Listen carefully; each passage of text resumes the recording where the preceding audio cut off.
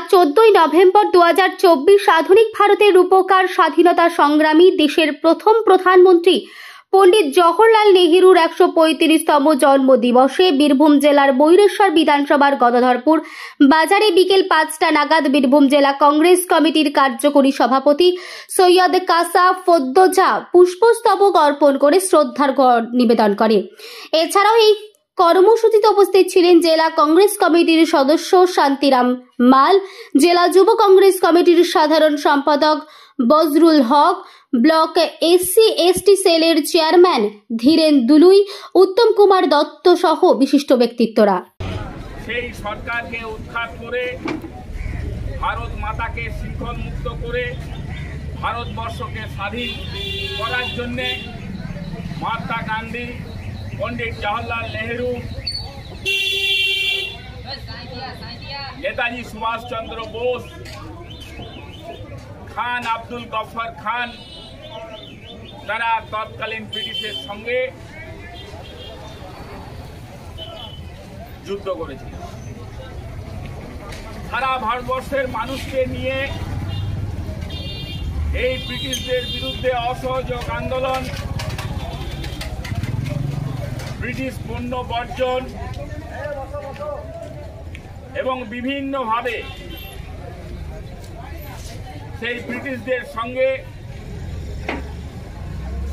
সংঘাত করে 1947 সালের 15ই আগস্ট আমাদের দেশ স্বাধীন হয় এবং তিনি আমাদের দেশের প্রথম প্রধানমন্ত্রী হিসাবে 1947 সালের 15ই আগস্ট তিনি ভারতবর্ষের জাতীয় পতাকা উত্তোলন করেন এবং সেই দিন থেকে আমাদের দেশটি স্বাধীন হিসাবে গণ্য হয়।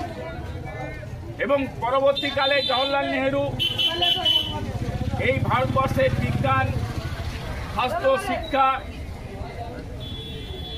পরিকাঠামোগত উন্নয়ন সমস্ত কিছুতে প্রভূত উন্নয়ন ঘটান।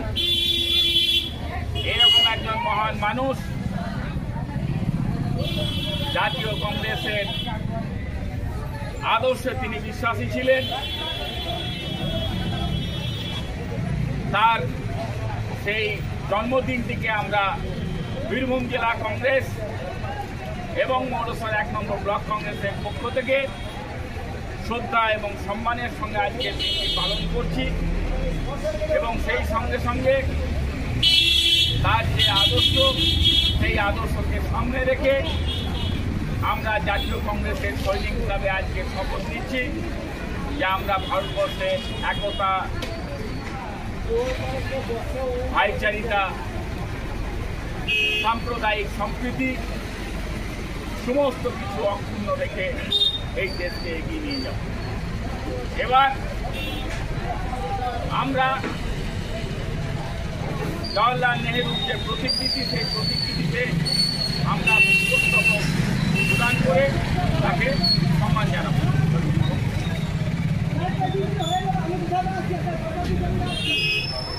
আমাদের বীরভূম জেলা কার্যকরী সভাপতি সৈয়দ কাসা ফদ্দোজা প্রথমেই